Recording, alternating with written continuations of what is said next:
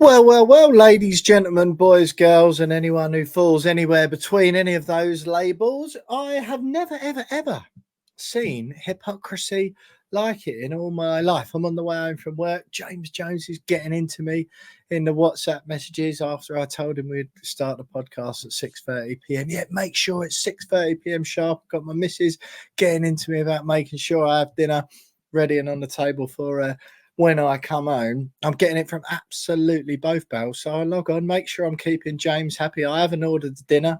James over my missus. That's a hierarchy of the decision I've made this evening. And shocker, I log on at 6:30 sharp, as James has told me. He's nowhere to be seen. James Jones, hello, welcome. I'm doing anything I can, as you can probably see, to talk about anything other than West Ham United in the opening gambit of this podcast. How the devil are you? I'm all right. Although you clearly didn't listen to what I said to you before we went live, because we both set up a studio at the same time. So I'm sitting waiting in one, you're sitting and waiting in the other.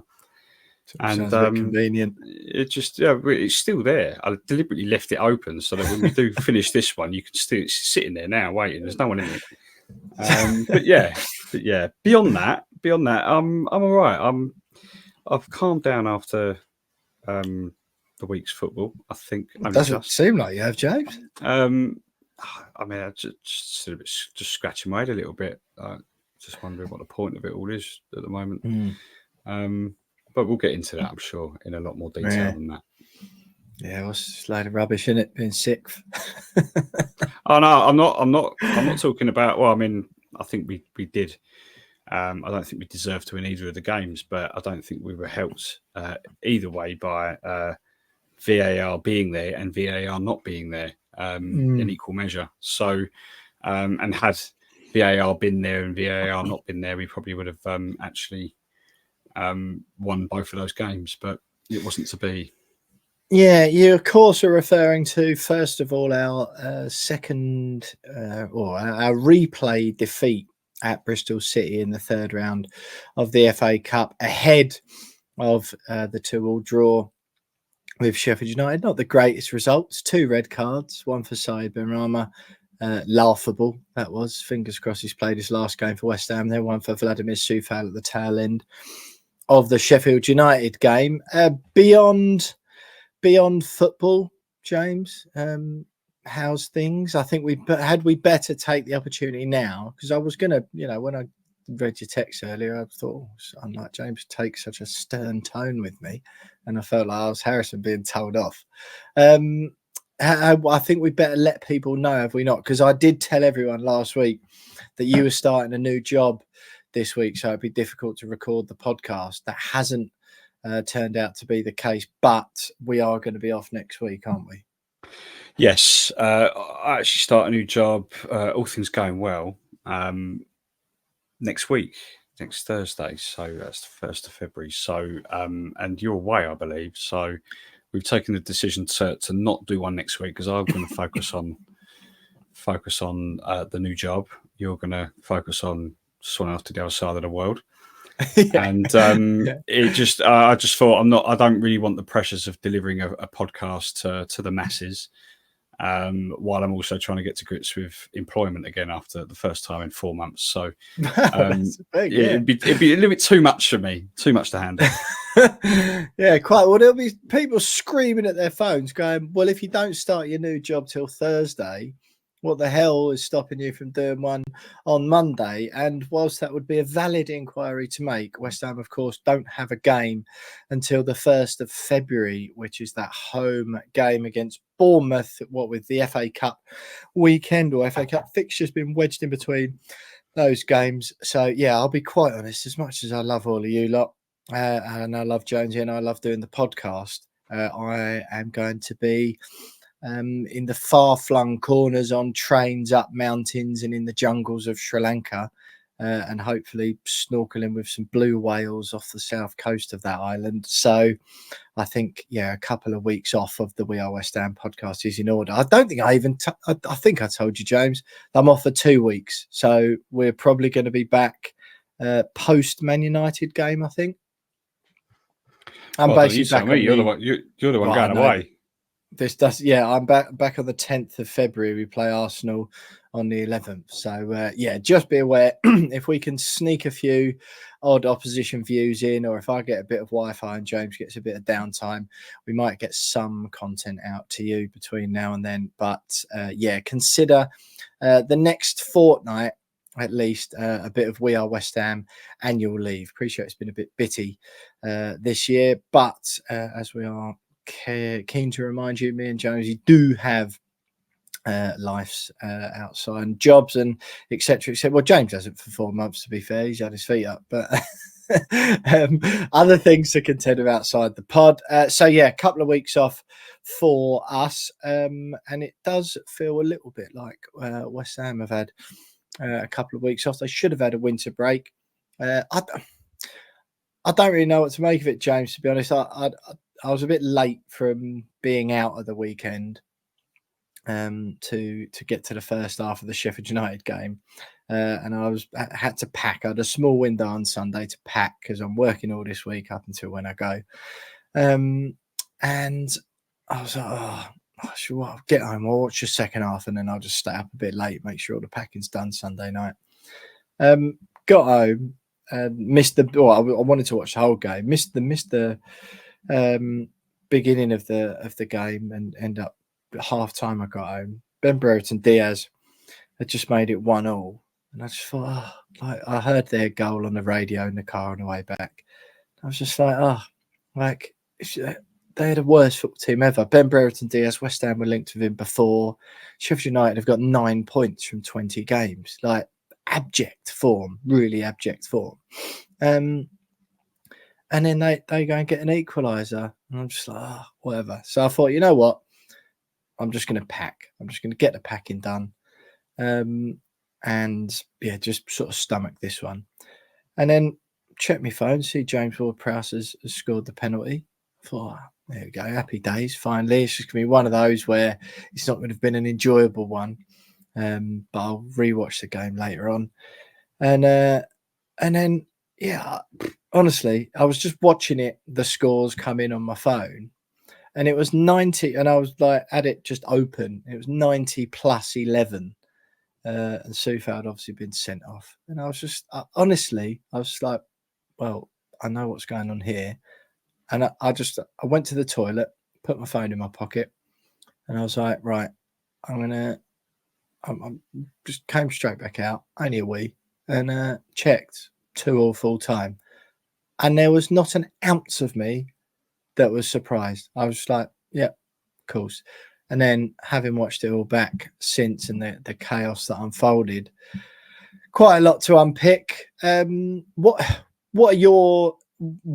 are your immediate feelings then? 'Cause we're recording this on Monday night, so it's not too long afterwards. I think it's probably just only over 24 hours. So what what feelings did you have? Are you left with? Well, there's quite a lot that have come out of it, really. I think we have to remember. Well, first of all, it's worth saying this: is that Sheffield United deserved something from the game. I thought they were better than us for large parts of the game. They were probably unlucky to go 1-0 behind. Got back into it, deservedly so, towards the end of the first half, and kind of felt like we needed to step it up a little bit in the second, and we didn't. For the first half of the second half, we were second best, I think. I genuinely think we were second best. Got the penalty, like it was a penalty. Get back in front. It's like, right, just shut up shop now, get it done. And then what happens in the final? 6 minutes were added, and we ended up having about 15. Bizarrely, and it all just the referee lost control, gave them a penalty, which wasn't a penalty. I mean, if ever there was an evidence of whether it was a penalty or not, you just got to look at the state of Ariola's face. That gives the game away, ref, doesn't it? Really, the fact that he's got a fat lip and he's had to come off suggests that probably he was the one that got fouled rather than the other way around.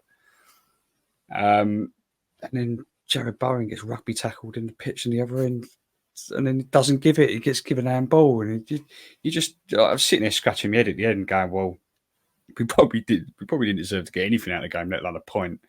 But the game was ours, and for some reason we haven't won it. Somehow we haven't won it, based off the fact that for some reason VAR hasn't done its job, the referee hasn't done his job, and once again we're sitting here wondering what the point of the whole thing is. Yeah, it's just like someone quite rightly said. One of my mates said this, and it was Steve Hart that said this. I think actually he was a previous member. I believe you guessed. Yeah. He said I can accept mistakes in real time if there's no help there to stop you from, or to at least correct your mistakes. If there was no VAR, if they took it away, and what happened against Sheffield United, it's more acceptable. You go, okay, fair enough. People make mistakes.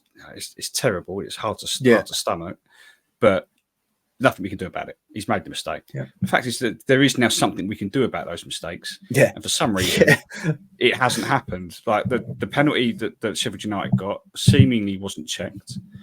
And the rugby tackle that Bowen was on the wrong end of. Even in rugby, it probably would have been an illegal tackle. It was a little bit high. So for crying out loud. And again, they haven't checked it. And there was a debate last night in the WhatsApp group. Maybe because as soon as he gave the handball, the full-time whistle went. And it felt like they blew the full-time whistle quickly to avoid the embarrassment of him having to go over to the screen and realise he's made another mistake, because he initially, with a red card for Brewster, only booked him. And it was like, maybe he's blown the whistle going, oh, if I've got that wrong, that's two this game I've got wrong. I mean, that might be true, it might not be, but yeah, it's just frustrating. Very, very frustrating. And the Soufal red card, the yellow card that he was given was because he was asking the referee why he hadn't sent Brewster off. He wasn't waving his... Which it then turned out to be... Turned out to be correct. So he's gone up to the referee, said something. I mean, he did defend Emerson as well. As a few of them. Him and Suchek come running in, had a pop at Brewster. But apparently the yellow card was... wasn't it? It was. And what I liked was a lot of the players ran over and got in amongst it. And Soufal was first to it. Apparently he was booked for asking the referee why he wasn't sent off. Referees booked him, and then obviously referee's been proven wrong. And then 2 minutes later, it's a silly little challenge from Soufal to get booked for the second one. But he shouldn't have been booked the first time. And if he was booked the first time, he should have been ruled out because he was proved right. It was silly. It was silly. Whatever the reason you've got, but whatever the reason you got your first yellow for, once you that's what I mean. Like the fact is that he shouldn't have thrown himself into that challenge to get the second yellow. 3 minutes later, which then adds on. I think they end up getting the penalty from the resulting free kick. Adds on an extra few minutes, and it's just all a little bit silly. But yeah. So what were your lasting feelings? That the result wasn't the worst in the world. It wasn't the end of the world. I said that before I'd taken a point. I mean, I didn't say that before. I mean, I was looking at going, well, it's going to be difficult. We've got half the squad out.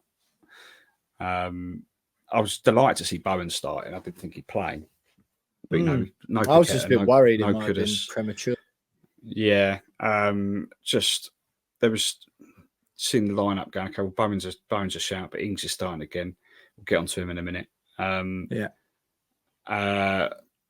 It's not really a great deal there. No Alvarez. It's not a great deal there. It doesn't really fill me with a great deal of confidence. We're going to have to rely on Bowen to do something. But at the same time, it was an opportunity for us to go 5 points clear of Man United, who are 7th, 3 points behind Spurs, who are 5th. We really consolidated our position in that top 6, top 7. And unfortunately, we haven't done that. But we didn't lose, and I think that's the main thing. Yeah. We needed to avoid defeat. I'm still after not Bristol quite City. clear what your feelings are. I can't tell whether you're angry. You haven't labelled. I'm angry with the way the game ended and the circumstances around that. I don't think we played well enough to win the game, regardless of all that VAR stuff that happened. But again, I'm not that upset with the result. Like I wouldn't. No. At the beginning, before the game, I wouldn't have taken a point. If someone says to me, "Take a point now," would you have it? I would go, "No, I have to did. beat this stop." But Given our now team, I'm like, I do you know what? Let's just forget about it and move on. Like, yeah, we've not we lost. are still sixth, aren't we? We are still sick. We haven't disgraced ourselves. No. And we just go again. And I think also the fact that we feel like we were robbed a little bit at the end by the decisions that went against us means that, again, like I said, we haven't really disgraced ourselves because it kind of was taken out of our hands by poor officiating. You know what, James? I think that's what I'm like. I was really pro VAR, right? Because I honestly, I think the biggest hoover or the biggest vacuum of enjoyment and fun in football is like when you're robbed or cheated, or it's rarely cheated because a lot of the time don't get these things wrong on purpose. But when you're robbed, and I'm talking historically, right? I'll still vividly remember the Liverpool one at London Stadium where it was Milner, wasn't it? Offside, 5 yards in the build-up, right in front of the linesman, doesn't give it. The countless ones at Old Trafford, and you're just like, when you're just like, well, this isn't fun. Like, this isn't fair competition. Like, I don't, I've never mind. I've many a game at Upton Park watching Manchester United with Beckham and Giggs and Rooney in particular just tear us to shreds. And you go, fair play. Like, you're really good at football. Right? They'd obviously get the odd decision here or there, but when they beat you 6-1 or whatever, you sort of never really mattered as much. When Rooney's banging them in from the halfway line, you're not going, oh well, if you hadn't given that free kick. But it's the ones at Old Trafford, they didn't get awarded a penalty against them for God knows how many years. The amount of times we go to Liverpool and you're just like, oh, what's the point? Just dodgy decisions in favour of the big teams, blah blah blah. And I used to think, yeah, right, but this is the best league in the world. Let's bring in technology. Like, it's so rudimentary and like old fashioned to expect one man with a flag who's nowhere near fit as the 22 players he's trying to keep track of. Like, the fact he can't even keep up the pace, let alone also try and spot at the same time along the line of players, like the centimeters here or there, are players one side of the line or the other, when a ball that he's not looking at is kicked. So he's trying to listen out for it in amongst a crowd of tens of thousands of people. It's like, it's clearly an impossibly difficult job. The ones where it's like 5 or 10 yards and it's so blatant and it's Man United, Liverpool or Arsenal benefiting, you're like, sort your life out. But it's like, yeah, obviously let's help. Even the ref as well. It's a difficult thing to do, and especially to get it right to the levels that fans in the Premier League rightfully demands. But honestly, that feeling of just like, because that's exactly what I used to do. I used to come out of games like that and just go, what's the point? Like, what's the point of trying hard, training a week, trying different things to beat these big teams? The odds are already stacked against you with the money and the better players and blah, blah, blah. Like, what's the point of even trying if you're just going to give them the decision? Like, the game just was incidental to the fact that United or the big teams wanted to get the win. Now, I can't explain to you how much that feeling's exacerbated. Exactly what Steve's saying. Because the fact that VAR is in, and somehow the officiating seems to be worse. Yeah. And that feeling is so much more worse. Because then I'm like, well, what actually is the point? Like, if you're looking at it on a computer and you can just sort of, it's almost like the human fallibility of it all comes through even more now. But I think, believe it or not, obviously lots of football fans didn't, but on the whole, there was a low-key understanding among football fans that, all right, there's a few, like, you don't like clangers, but ultimately it's a difficult job being a ref. Now, it's not difficult, is it, to sit in a room with a computer with 900 angles of an incident, a copy of the law book, the laws of football next to you, and like, if you're a professional referee, as they should be, a sound knowledge of incidents that have gone before that season, armed with all of those things, it can't be difficult to at the very least be consistent, can it? At the very least, like, and I just think you look at that thing on McBurney, pathetic, right? Really properly pathetic. Anana did the same thing, Man United against Wolves earlier in the season, but proper nearly Kaladzic, I think it was, nearly like took his head off. Not what Areola did. And then for almost the exact same thing, if anything, a rougher challenge on Bowen. I honestly, I'm at the stage now, and bearing in mind I was pro VAR, so this isn't just an age-old axe I've had to grind. It's ruining football for me now, and I said it to you. I've said it on the podcast. The Conference League final, when Jared Bowen goes through on goal, I sort of fake celebrated because I thought it was offside, and he goes through, puts the ball in the net, and I'm just like, oh well, it's going to be flagged for offside. Like, I just think now with decisions, like, you might as well go back to what it was before, mightn't you? With the actual decision, offsides, I think the robo offsides will come in, and in time that will be better, like goal line technology, right? And there should be something in the stadium, like where you'll be able to know within seconds, rather than like the 4 minutes it takes for some old like duffers to look at draw lines and look at them in a studio. So offsides be fine, but what is the point, mate? Honestly, with the Bowen thing, what's the point? Like, how anyone with two eyes in their head, and it always seems like the officials are like the only ones in the country, unless like fans of teams have got a particular bias, right? But if a neutral watches those two fouls and it don't even put kits on and just say this happened to team A, this happened to team B, like, what do you think happened? Most people will go like, well, yeah, the second one was a penalty probably, and the first one wasn't. It's just boring. It's like, there's no point of it anymore. It's just boring rubbish. It's decisions like the Bowen one in particular, where you look and everyone is scratching their head going, what, why isn't that could be given? What's the point? Yeah.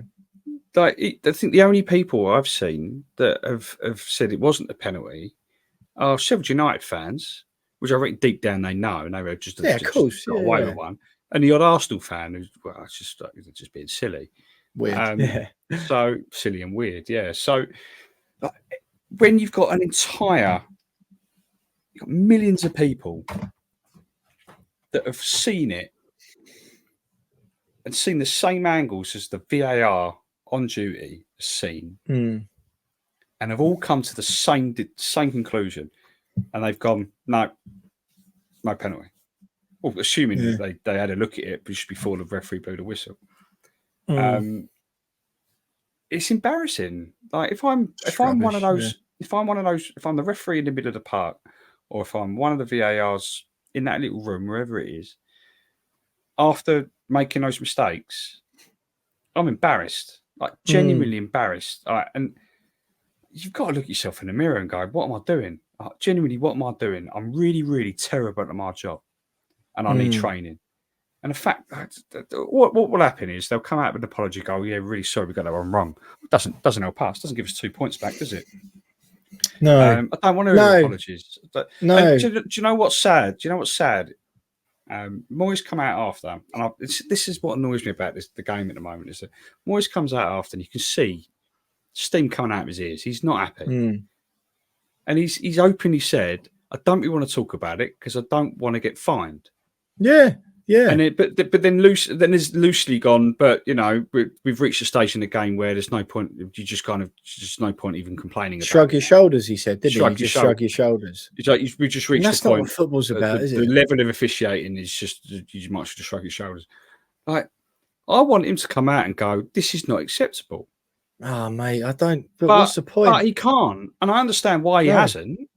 and he's not Mikel Going to Arteta who cost him just throws 20 grand or whatever. throws toys out the pram regardless and demand apologies left, right, and centre. Or Jurgen Klopp will do the same. Whereas he's gone, no, I don't want to get fined. And I think it's silly, but managers should be allowed to go out and just say how they feel and go this. Because if you start getting that every week, I don't care about you got to respect the referee, blah blah. Yeah, you have to respect the referee to a point, but when they're making silly mistakes that are costing teams results and costing fans the experience, That's which what is it what they is. pay for, and they're costing clubs money with these decisions. You have to sit there and go, and they've got all the help in the world now. There's no excuse for making mistakes like that anymore. They have got no excuse. It's not, it's a real-time decision. Was it, wasn't it? I've got a couple of seconds to make a decision. You've got all the time in the world now. I don't mind spending 5 minutes going over it and then going, have a look at it on a monitor. We can't decide. Do it.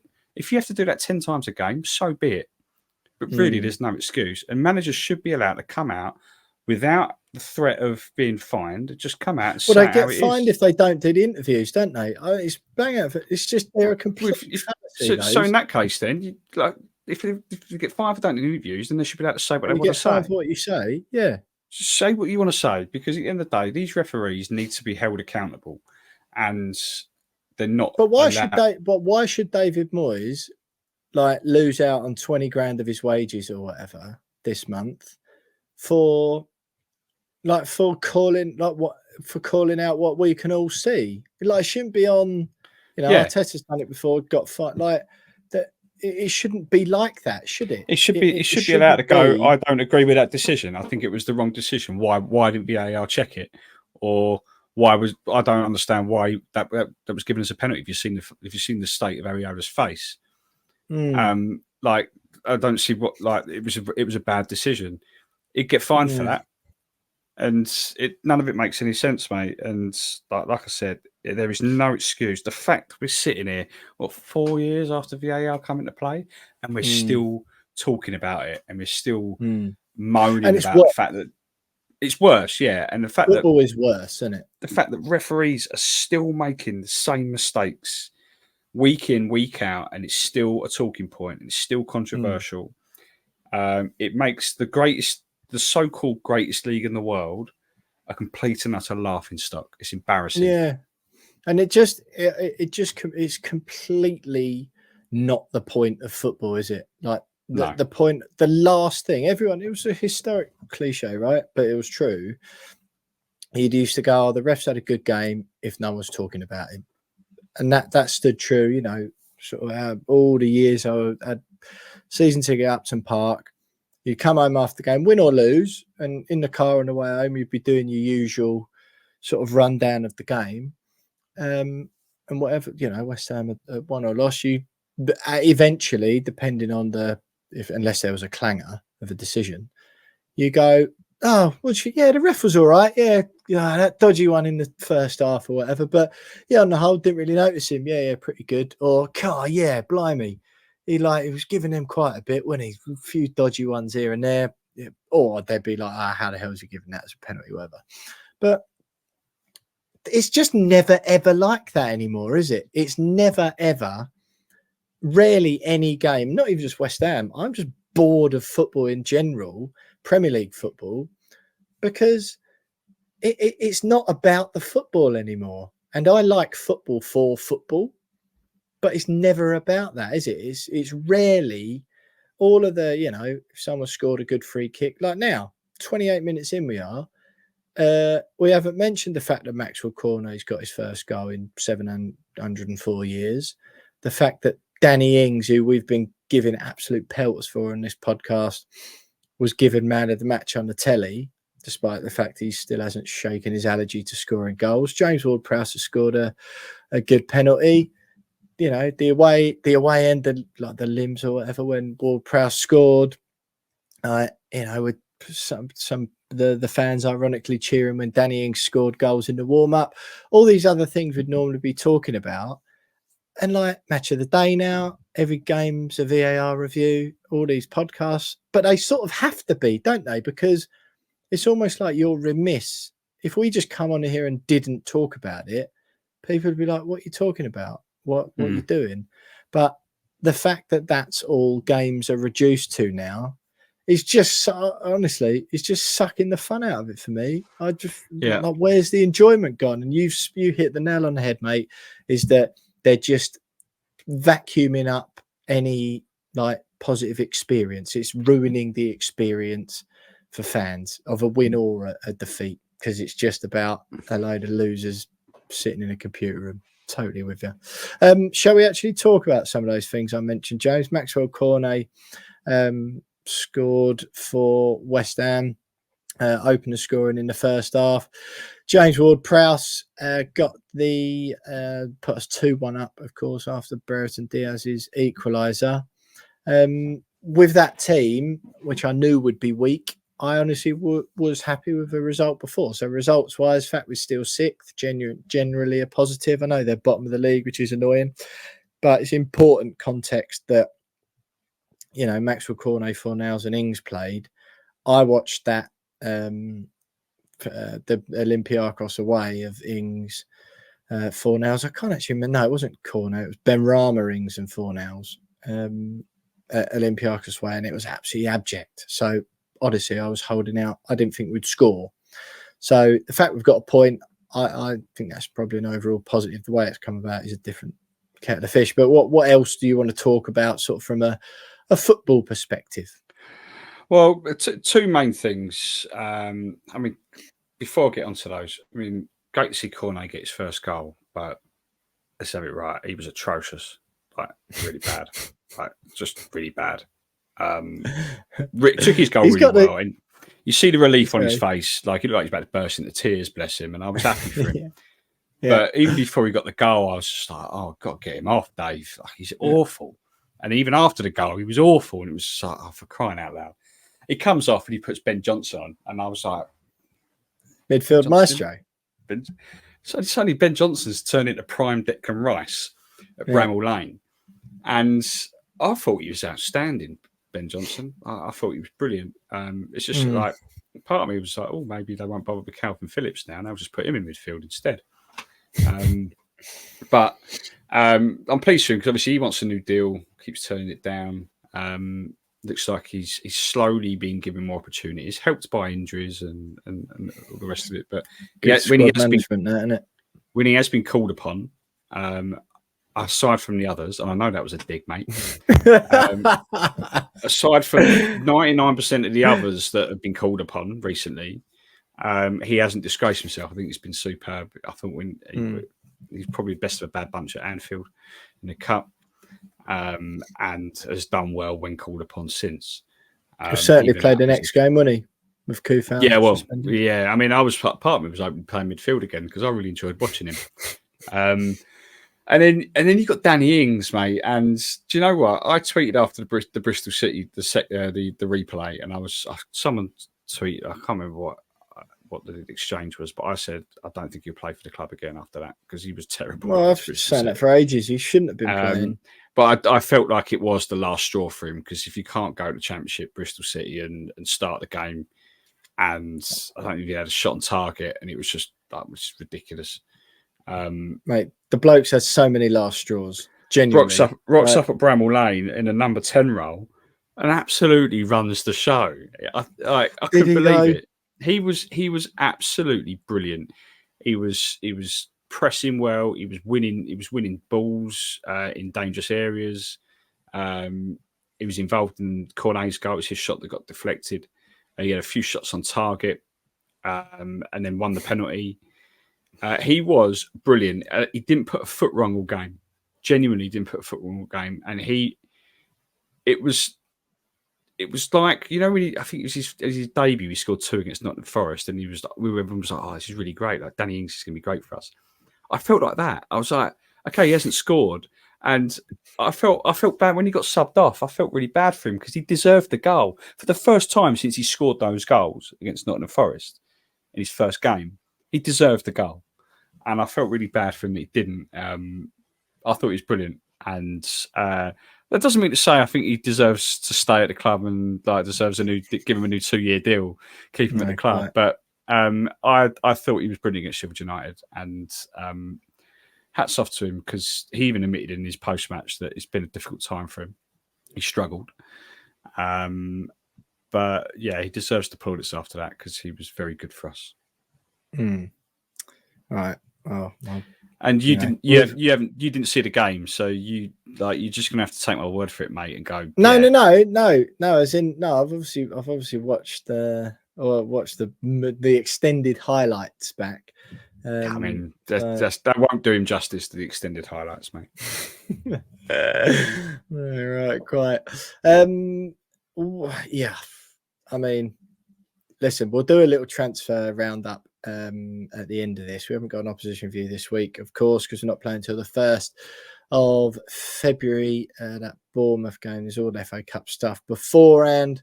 We don't know what's going on with AFCON, so no opposition view this week. So we're going to do a little transfer roundup at the end. You know from previous experience that me and Jonesy, what my stance is. I mean, it's sort of becoming more and more of an integral part of my job. But I'm still, as far as West Ham are concerned, I'm very much I'll read all about these people once they're holding the shirt up and they've been announced. But me and James will do a potential incomings and outgoings chat at the end of this podcast. Jonesy, then, before we move on, firstly, have you got anything else to add or say about the Sheffield United game? It was a bad tackle from Brewster. I'm just going to say that again. It was bad, yeah. Proper naughty tackle that was. Yeah, and I love Emerson. Oh, he's my happy Emerson. He's so good. Oh, so good. Yeah, hands down. I was a little bit concerned that he'd done some damage, but really naughty tackle that. Really what do you think of Fornell's performance, just quickly? Bang average. Yeah, very average indeed. Just quickly, Jonesy, just to a nod, we didn't win on the Betway charity bets, did we? I did put a message in the group, actually. I had red card awarded, but I also had both teams to score no, and what was the other? Under 2.5 goals, less than 2.5 goals. Yeah.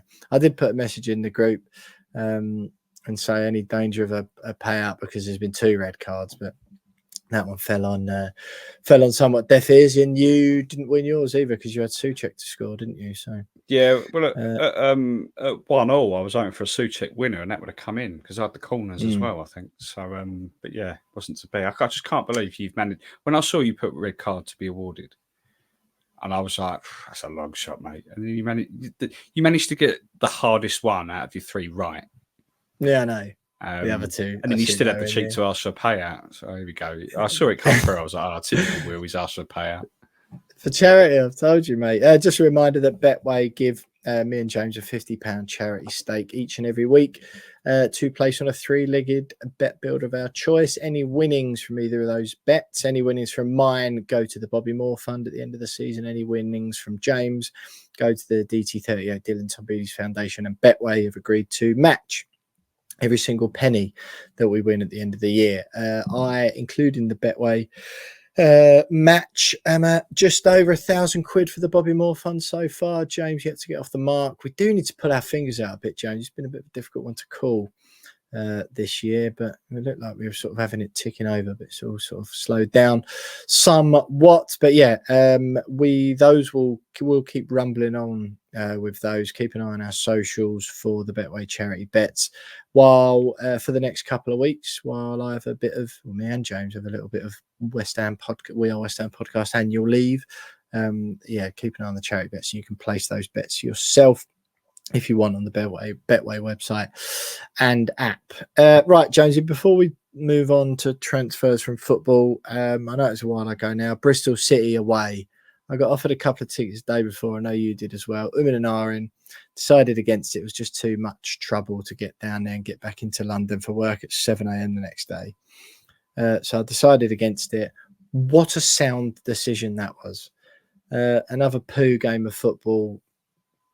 Just took that whole FA Cup tie couldn't have gone worse, really, could it? Like Paqueta, I know Bowen's back pretty quick, but Paqueta injured, Bowen injured, wore the players out, 2 extra games they didn't need when we've hardly got anyone playing for us anyway. Awful. So awful. Again, didn't play well enough on the night to warrant a result. No. Again, I'm not going to go over it again, but refereeing decisions, just like this is the thing I don't understand is that. What annoyed you the most? Which one? The punch of Creswell. Creswell's been punched and got booked for it. He got booked for being punched in the face. And if you look at the replays, the fourth official standing right there watching it happen, and he hasn't even stepped in. I'm just a little confused as to why some games in the FA Cup have got VAR and some haven't. Like you see, everyone has it or everyone doesn't have it. Yeah. And I felt like we were at a disadvantage because had there been VAR, and I say had it been used properly, but we know that's not always the case. No. Then there's a chance that Bristol City are down to 8 men, because they had the challenge on Ings in the first minute. You had the punch, and I think there was a couple of other naughty challenges throughout the game, but at least 2 red cards before Ben Rama's been sent off. Now, let's have it right. Let's have it right. Ben Rama absolutely he deserved 3 red cards for what he did. Mate, what a clown! Just what an a idiot. clown! Absolute Get him idiot. out. So yeah, like I don't know, but again, it's the same as Sheffield United. Even without those bad decisions, didn't deserve it on the day. Didn't deserve it, and we deserve to go 1-0 down because Mavropanos had a brain fart and just passed it. Yeah, again, he's just got a clanger in him, isn't he? Most games, he looks so composed and assured. He's got a clanger in him. First few games, he looks really shaky. Then he looked really solid. He gets his goal against Arsenal, and he starts looking like actually no, it's not bad. It'll back up to it. And didn't celebrate. Honestly, I've gone right off him after that. But I just thought, it's not bad. It's definitely not a starter, week in, week out starter for us, but he's a good backup to have. But then, that's what his 3rd mistake that's led to a goal now. At least, yeah. And he's got an own goal on him as well. Other than that, he's all right. But we just didn't deserve it, regardless of the decisions. But I felt like had the referee done his job, or had there been VAR on the night that worked properly, then we may have had a chance with Bristol City down to 9 men. But I mean, ifs, buts, and maybes, really, innit? Quite, mate. Quite. Right. We'll talk about Ben Rama in the transfer section next. Stay with us. We'll do the transfers and we'll wrap up the show after that. They'll count that as our little final thoughts bit as well. And just a reminder again that me and Jonesy aren't, we're having a couple of weeks off. I'm going on holiday and I'm reliably informed the Wi-Fi in the jungles of Sri Lanka isn't overly brilliant. So the chances of me getting an appropriate amount of signal in order to do a podcast are slim, and James Jones has decided to give up his career as a man of leisure and actually go back to the world of work like the rest of us next week. So he needs to focus on that a little bit. Hope you understand. If you don't, not going to change a lot, unfortunately, because that's what we're doing. We'll try and might get an opposition view or 2 out, but if not, likely in and around the Arsenal game. I'll get back the day before the Arsenal game, I think. So maybe after that, probably after that, then me and Jonesy do our first proper podcast together. Hope you understand.